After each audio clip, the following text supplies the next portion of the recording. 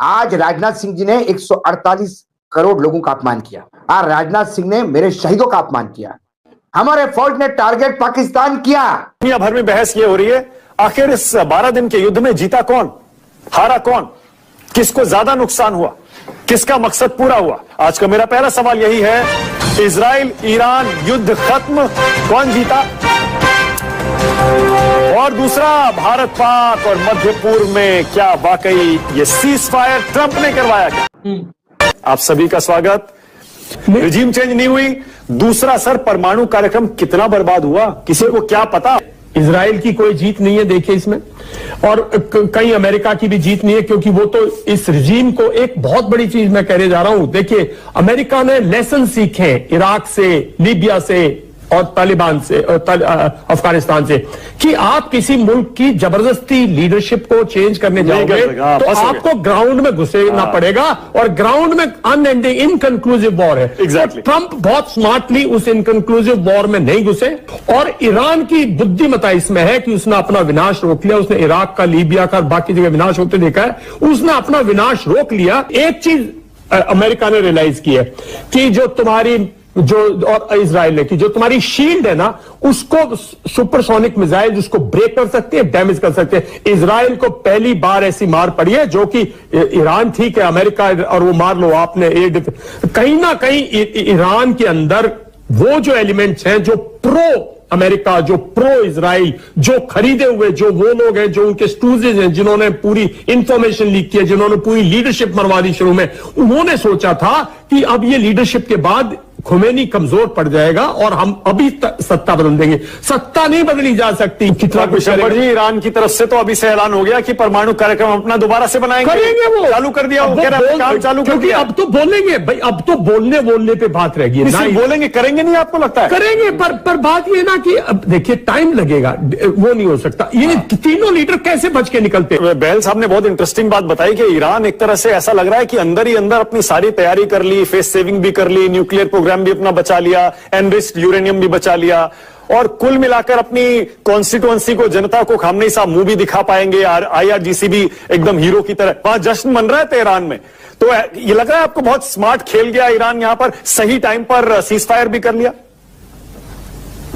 मानक, अगर आप मुझसे पूछे कि जीत किसकी हुई है, तो काफी हावी रहा ईरान, काफी हावी रहा ईरान। और आप देखिए कि नुकसान किसका हुआ, किसके ऑब्जेक्टिव्स पूरे हुए। आपने शुरू से ही बोला था कि अगर खुले रूप से ट्रंप साहब ने बोला कि अगर ईरान हमारे किसी भी देश पर आक्रमण करता है तो मैं इतनी बुरी तरह जवाब दूंगा कि ईरान का तबाही मच जाएगी। आक्रमण तो किया उसने, अब आप फेस क्या दिखाएंगे? आक्रमण तो उसने किया है। What is your face saving mister Trump? Number 1। Number two, Israel का टारगेट क्या था? इजराइल का टारगेट था कि उसके जो ईरान के जो न्यूक्लियर वेपन जो बना रहा है, वो संवर्धन वो बर्बाद हो जाए, न्यूक्लियर वेपन वो बना ना सके। क्योंकि, और माना कि एक और चीज, वो सिर्फ यही बात नहीं, आपने जो कंपैरिजन किया ना इंडिया पाकिस्तान का और उसका, वो मैं थोड़ा उससे असहमत हूं। और उसका कारण यह है कि देखिए, पाकिस्तान और को ईरान से अभी हम लोग नहीं ऐसे कर सकते हैं, क्योंकि ईरान की बात बिल्कुल अलग है। ईरान एक ऐसी ताकत है जो खुले रूप से ये बोलता रहा है कि वो ज्यूज को रहने का अधिकार नहीं देगा यहां पे। वो उसका मकसद है, उसकी स्टेट पॉलिसी है टू कंप्लीटली ऑब्लिटरेट इजराइल। ये भी तो पाकिस्तान की भी तो यही है सर। नहीं, कमांडर, ये तो पाकिस्तान की पॉलिसी है कि इंडिया को हम जीने नहीं देंगे। नहीं, कौन राष्ट्रपति बोलता है कि मैं हिंदुस्तान को तबाह करना ही मेरा मकसद है? अरे सर, सारे बोलते हैं ब्लीड बाय 1000 कट्स, ये तो उनकी पॉलिसी रही है हमेशा से। नहीं, वो ब्लीड बाय 1000 कट्स वाली बात नहीं है। ईरान खुले रूप से कहता रहा है वर्षों से कि अमेरिका का मैं समूल विनाश करके रहूंगा। क्या? अरे सर, अभी आसिम मुनीर क्या बोल रहे थे हिंदुओं के लिए? हिंदू मुस्लिम अलग हैं, और जगलर वेद, जितने भी उनके आर्मी चीफ आए हैं, सबके बयान देख लीजिए। लेकिन किसी ने यह बोला कि जब तक हिंदुस्तान का मैं खात्मा नहीं कर लूंगा तब तक हम शांति से नहीं बैठेंगे। सर, कहते नहीं है, इशारों में बातें करते हैं, और उसके बाद उनकी इंटेंट और उनकी करतूतें तो देखिए। मानक जी बात सही है, लेकिन जितना एग्रेसिव तरीके से दिखाएंगे कि हमला किए हैं और वहां कह देंगे कि भैया ये जवाब था, उतना बड़ा हमला नहीं था। मतलब आपका मिसाइल पूरी इंडिया को क्रॉस करके जाता है और पाकिस्तान के एयरबेस पे गिरता है। उस एयरबेस की पूरी बिल्डिंग नहीं तबाह होती है, उसका एक कोना तबाह होता है। पूरा एयरबेस उड़ना चाहिए यहाँ पे। हमला मतलब जिस तरह से रूस कर रहा है, हमला मतलब जिस तरह से इजराइल कर रहा है, तब ना जाके होगा। इससे कितना, देखिए पूरी दुनिया का ध्यान था कि इंडिया के ऊपर इन्वेस्टमेंट करने का, क्योंकि यूएस ने टैरिफ लगाया था चाइना पे। ये चीज चाइना की थी और हम लोग क्या किए, अब डोभाल साहब को कौन समझ जाएगा। ये ऑपरेशन जो पहलगाम हमला हुआ था, ये पाकिस्तान द्वारा कराया गया था। इसका मेन मास्टरमाइंड चाइना था। उसके ऊपर इतनी टैरिफ लग गई थी, पूरी दुनिया चाइना की बात कर रही थी। एप्पल शिफ्ट हो गया था इंडिया में, बड़ी बड़ी इन्वेस्टमेंट आ रहे थे। उसको चाइना को दिख गया कि भाई साहब ये पैसा, चाइना एक चीज जानता है, भाषणबाजी नहीं, उसको करना पैसा लगाओ। पैसा आ गया ना तो 20 गो दिमाग वाले को रख लेंगे। अब पैसा नहीं है ना तो अपनो दिमाग काम नहीं करेगा। सही बात है। तो चाइना का सीधा सिंपल है, हम लोग भाषणबाजी की, सस्टेनेबल डेवलपमेंट, एजुकेशन, तो ये तो इसके लिए भाषणबाजी रहने दो। यहाँ पे पैसा रहेगा, अपना फर्स्ट क्लास सेक्रेटरी रख लेना। यहाँ पे प्रधानमंत्री के पास पावर और पैसा है, बड़े बड़े आईएएस अधिकारी एक्सपीरियंस लेके उनके पीछे रहते हैं, यहाँ पे काम कर रहे होते हैं। यहाँ पे चाइना ने यही काम कर दिया। चाइना का ड्रोन टेस्ट हो गया, चाइना का मिसाइल टेस्ट हो गया, चाइना का रडार टेस्ट हो गया, और चाइना ने यह भी टेस्ट हो गया कि भारत जब हमला करेगा तो किस तरह की मिसाइल और किस तरह का एयरफोर्स लेके आएगा। चाइना खुश।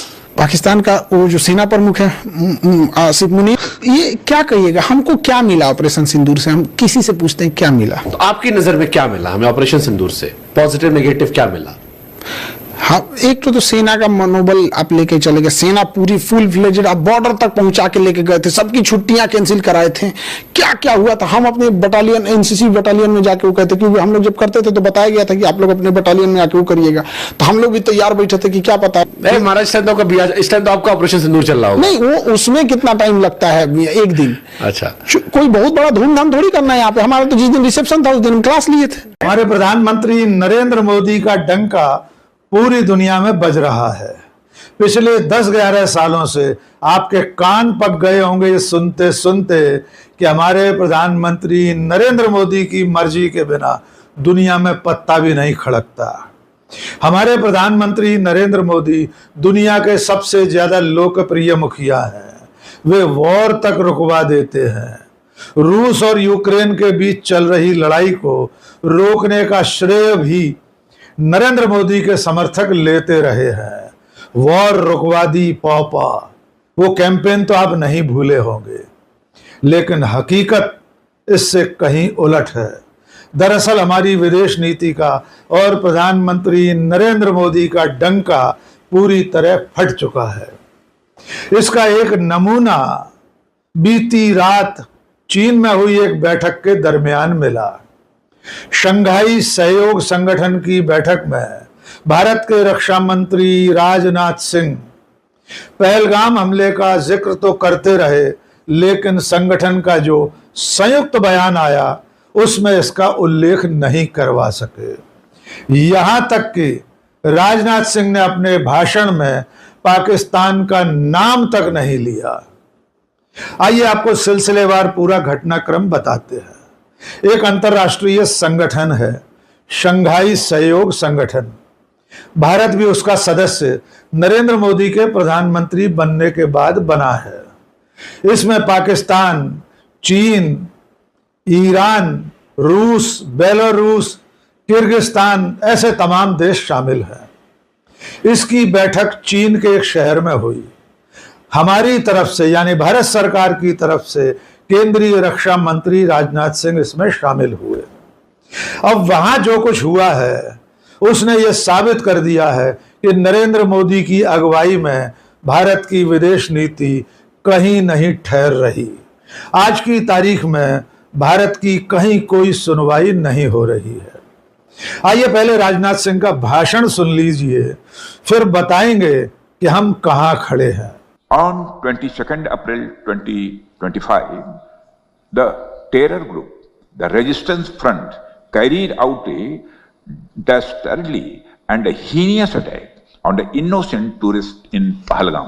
तो आपने सुना कि राजनाथ सिंह ने अपने भाषण में पहलगाम में हुए आतंकवादी हमले का जिक्र किया। राजनाथ सिंह ने यह भी बताया कि इस हमले में लश्कर तैयबा के एक प्रॉक्सी संगठन का हाथ है, लेकिन उन्होंने अपने भाषण में कहीं भी पाकिस्तान का नाम नहीं लिया। और इसी का नतीजा है कि जब शंघाई सहयोग संगठन के देशों का संयुक्त वक्तव्य जारी हुआ, एक जॉइंट स्टेटमेंट जारी हुआ, उसमें पहलगाम हमले का कहीं किसी भी तरह से जिक्र नहीं किया गया। आपको बहुत स्मार्ट खेल गया ईरान, यहां पर सही टाइम पर सीज फायर भी कर लिया।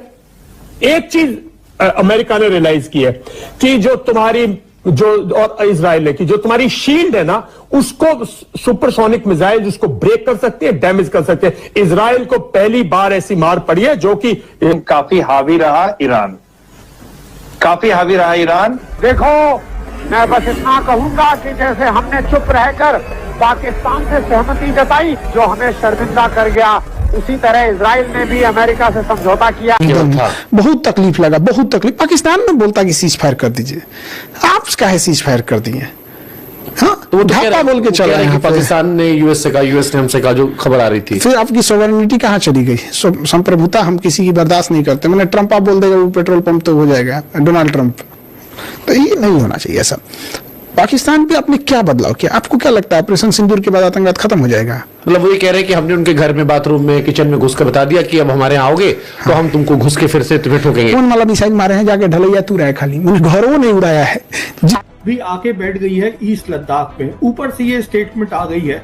इसका बहुत सीधा सा मतलब है, ये अब जंग जो है हिंदुस्तान पाकिस्तान की नहीं है, इसमें चाइना भी इन्वॉल्व है। और चाइना के पास इतनी आज ताकत है कि उसको असला अपना भेजने की जरूरत नहीं है। काइनेटिक वॉर जिसको कहते हैं उसको करने की जरूरत नहीं है। तो आज क्या दिक्कत आ रही है यहाँ पर, जो असलियत है वो ये है कि हिंदुस्तान की जो फौज है उसके सामने 5 बड़े बड़े मसले खड़े हैं। और वो 5 मसले हैं। सबसे बड़ा तो है कि जैसे जो इंडियन आर्मी है उनके ये सब ट्रक जाएंगे, एमुनिशन जाएगा, खाना पानी जाएगा फ्रंट पर, तो उसकी सिक्योरिटी की बात हो गई है। क्योंकि अब देखिए, जब जंग होगी, जिस तरीके से हमने कश्मीरियों के साथ धोखा किया है ओवर द इयर्स, अब ये बहुत मुश्किल है कहना कि वो हमारे साथ खड़े होंगे। तो इसलिए सबसे पहले तो यहाँ पे देना पड़ेगा जिसको हम बोलते हैं काउंटर टेरर ऑपरेशंस जो हो रहे हैं, जिससे कि हमारी लाइंस ऑफ कम्युनिकेशन सिक्योर हो। इसमें बहुत सारी फौज लगानी पड़ेगी, पहली बात। दूसरी बात यह है, क्योंकि उन्होंने कहा है चीनियों ने कि हम खड़े होंगे पाकिस्तान के साथ, तो जो चीन का फ्रंट है वहां पर वो अपनी हरकत शुरू कर देंगे। उसका मतलब ये हुआ कि जो हमारी जितनी भी हमारे पास ताकत है उसमें से आधी से ज्यादा ताकत हमें वहीं छोड़नी पड़ेगी। वो हम पाकिस्तान के फ्रंट पे नहीं ला सकते, क्योंकि ये खतरा नहीं लिया, चांस नहीं ले सकते कि चीन क्या कर दे। ये दूसरा मसला है। तीसरा मसला तो जंग है ही है जो होगी हिंदुस्तान पाकिस्तान की। यहाँ भी दिक्कत है, यहाँ 2 बड़ी बड़ी दिक्कत है। पहली दिक्कत यह है, जैसे मैंने आपको बताया, जितना भी हमारे पास सामान है वो फाइनाइट है, ये नहीं है कि अनलिमिटेड है। उसको हमने वहां छोड़ दिया चीन के फ्रंट पे, तो वैसे ही हमारे पास चीजें कम हो गई। एयरफोर्स चीफ बार बार बयान दे चुके हैं कि मुझे ऑथराइज्ड है 42.5 स्क्वाड्रन, मैं आज 30 है मेरे पास, वो 30 से भी कम है। उसमें से भी आधी से ज्यादा आप समझ लीजिए चीन के पास चली गई, तो लड़ाई किसके साथ करेंगे आप? पहली बात। दूसरी बात, क्योंकि आज चीन के पास काबिलियत है, वो round the clock surveillance Pakistan को प्रोवाइड कर सकता है, जो हमारे पास नहीं होगी। मतलब पूरा जंग का जो थिएटर है वो पाकिस्तान को दिखाई देगा। उनकी मिसाइल्स को गाइड करने के लिए उनके सैटेलाइट्स अवेलेबल होंगे, बेदू सिस्टम। तो ये तीसरी बहुत बड़ी दिक्कत आ गई है। चौथी दिक्कत क्या है कि आपने देखा है कि चीन ने बहुत सारे साइबर अटैक्स किए हैं हमारे हिंदुस्तान पे, पूरे मेनलैंड पर। जैसे मुंबई में हुआ था 2020 के अंदर। अब वो मानते नहीं है क्योंकि अकाउंटेबल नहीं होते। उन्होंने जो ये किए थे साइबर अटैक, उसका मतलब ये है कि उनमें काबिलियत है साइबर वॉर करने की, बिना हाथ दिखाए हुए अपना। और पूरे हमारे देश में हमारे ATCs है, हमारी रेलवेज है, पावर स्टेशंस है, हमारे बैंक्स हैं, ATMs हैं, इन सबको वो बिल्कुल जाम कर सकते हैं। अच्छा, और लास्ट बात जो बहुत इंपॉर्टेंट है, देखिए जंग जब होती है हिंदुस्तान पाकिस्तान की, तो कितना आपके पास सामान है, because this is a war of attrition that matters. इसलिए जरूरी चीज ये होती है कि उनके पास जरिया है आज कि रेगुलर सप्लाई आती रहेगी चीन से, हमारे पास नहीं है। तो जब आप ये सारी बातों को ध्यान में रखेंगे तो ये बात बिल्कुल क्लियर हो जाती है कि हमारी जंग की तैयारी नहीं है। देखिए